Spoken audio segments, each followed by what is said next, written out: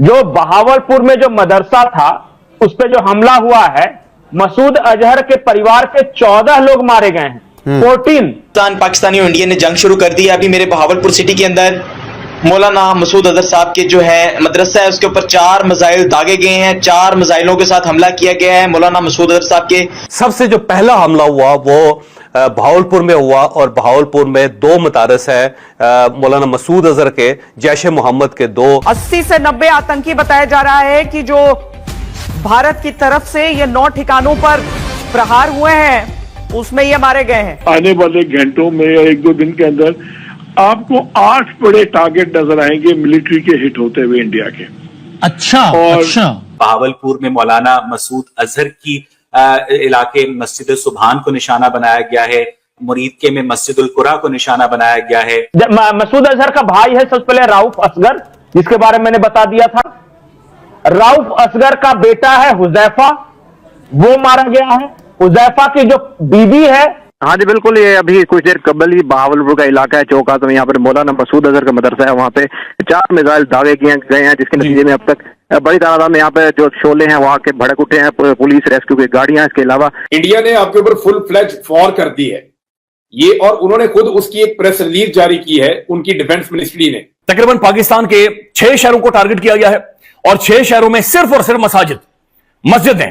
मस्जिदों को उड़ाया गया है। और जो बहावलपुर वाला हमला है उस पे तो आप आंखें बंद करके ये कह सकते हैं कि इंटरनेशनल बॉर्डर की खिलाफवर्जी कर दी है भारत। जय हिंद दोस्तों, पाकिस्तान से खबरें आ रही हैं कि भारत के सर्जिकल स्ट्राइक के बाद से लगभग 14 लोग मसूद अजहर के परिवार से मारे गए हैं। दोस्तों, ये उन लोगों के लिए चेतावनी है जो भारत के लिए षड्यंत्र रच रहे हैं, खास तौर पर वो पाकिस्तानी जो भारत को नुकसान पहुंचाने की कोशिश करते हैं। पहलगाम हमले का बदला ऑपरेशन सिंदूर से ले लिया गया, लेकिन कहीं ना कहीं पाकिस्तान अगर इसको एस्केलेट करता है तो पाकिस्तान के मिलिट्री स्टैब्लिशमेंट पर भी अटैक हो सकता है। मैं एक बहुत बड़ा ब्रेकिंग न्यूज आपको दे रहा हूं जी।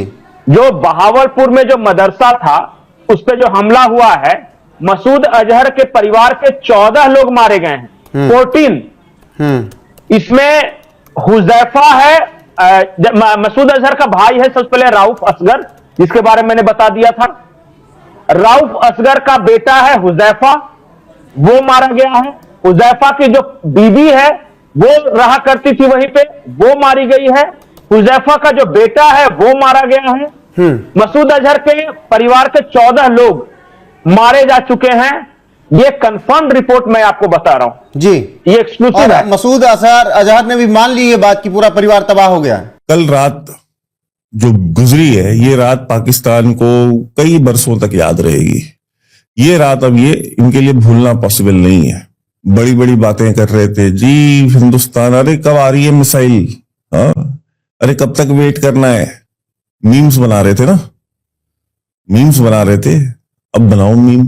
क्या बहावलपुर, क्या मुरीद के, क्या कोटली, क्या मुजफ्फराबाद, क्या गुलपुर, क्या भिम्बर, क्या चक अमरू, क्या सियालकोट, सब जगह जो है इंडियन आर्मी ने, इंडियन आर्म फोर्सेस ने, इंडियन एयरफोर्स ने इनका बाजा बजा दिया कल। बिल्कुल कहते हैं ना, बिल्कुल ढोलक बना के, तबला बना के बजाया इनको दोनों तरफ से, और they were able to do nothing about it, कुछ भी नहीं कर पाए। मैं आपको आज वो फुटेज दिखाऊंगा जो हमारे पास बिल्कुल ग्राउंड से आई हुई है।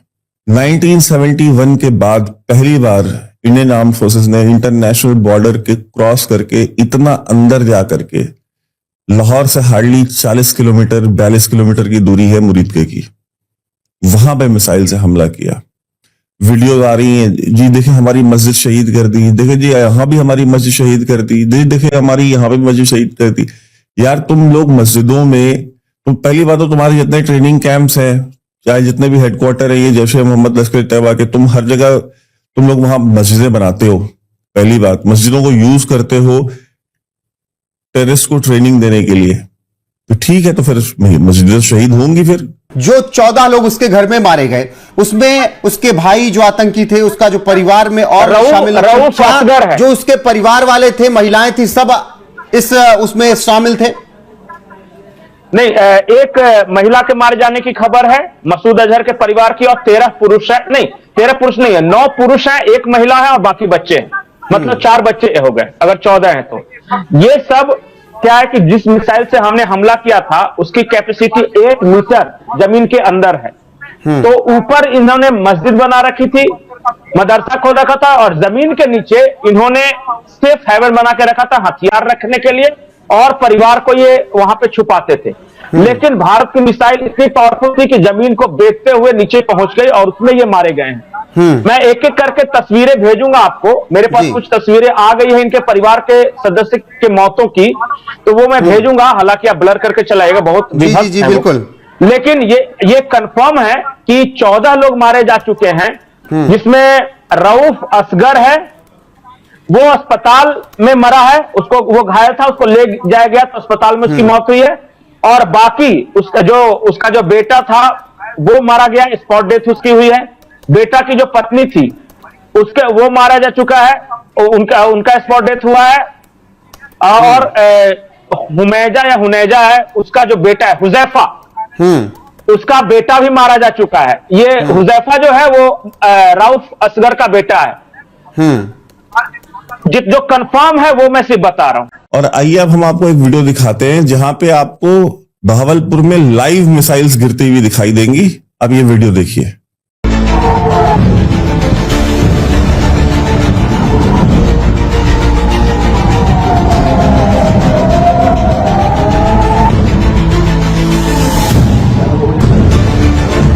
और इनके ट्रेनिंग कैंप में जामिया सुभान नाम की एक मस्जिद है, उस मस्जिद पे जब मिसाइल्स अटैक हुआ तो उसमें आतंकवादी, क्योंकि जाहिर सी बात है आतंकवादियों को, इसी तरह आप हमास में देख लीजिए, फिलिस्तीन चले जाइए, आप पाकिस्तान चले जाइए, एक ही रोल, एक ही मॉडल, एक ही है।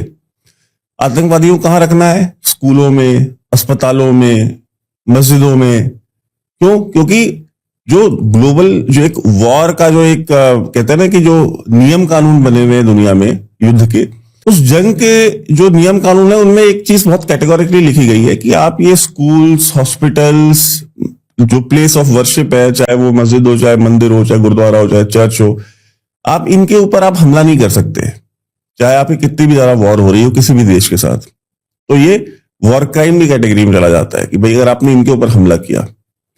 तो इन्होंने क्या किया, इन्होंने एक लूप होल निकाला। ये इनका ठीक है, तो फिर हम एक काम करते हैं, ये तो सबसे ज्यादा सेफ जगह, हम क्या बंकर वंकर बनाए, सबसे अच्छा इनमें ही रहो। तो ये काम पहले हमास ने शुरू किया था फिलिस्तीन में। तो इजराइल ने शुरू किया था, ठीक है तुम मस्जिद में रहोगे तो हम मस्जिद में बम मारेंगे, तुम स्कूल में रहोगे तो हम स्कूल में बम मारेंगे, तो हॉस्पिटल में नीचे छुपोगे तो हम हॉस्पिटल में बम मारेंगे। तो उन्होंने ये ब्रेक पहला इजराइल ने तोड़ा था। दूसरी बार किसी ने ये ब्रेक किया ये फिनोमेना, तो वो इंडिया है। दोस्तों कमेंट में बताइएगा, क्या आप वाकई में खुश हैं इस छोटी दिवाली से? मुझे नहीं लगता कि मोस्टली इंडियन खुश होंगे, क्योंकि यह बहुत छोटी दिवाली होगी, फुलझड़ी जैसे छोटे मोटे पटाखे फोड़े गए हैं। लेकिन हम उम्मीद कर रहे थे कि कोई बड़ी दिवाली होगी। अब बड़ी दिवाली कब होगी, यह ब्रीफिंग चल रही है। अगर बड़ी दिवाली की तैयारियां होती हैं तो डेफिनेटली आपको खबर मिल जाएगी।